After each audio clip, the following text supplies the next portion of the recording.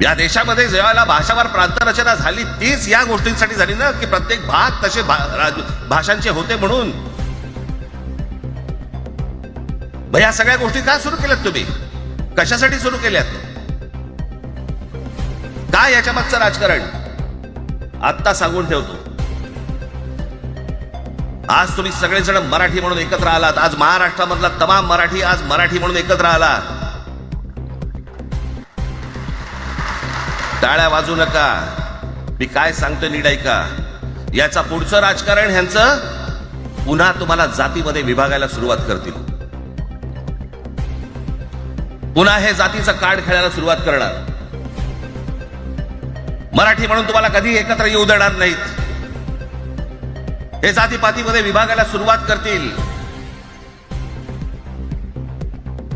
आता हे सुरू केलं. काल कोणीतरी ते व्यापाराच्या कानफडीत मारली मीरा भाईंदरला.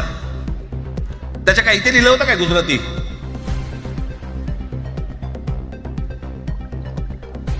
पण एवढंही आपल्याकडे काही जे चॅनल मध्ये, मराठी नाही इतर चॅनल मध्ये, हिंदी आणि याच्यात गुजराती माणसाला मारला. कुठच्या गुजराती माणसाला मारला? बाचाबाची मध्ये समोरचा गुजराती निघाला, इकडचा मराठी निघाला. त्याच्यामध्ये काय गुजरात्यानं मारलं का? एवढे व्यापारी आहेत, अजून तर काहीच केलेलं नाही.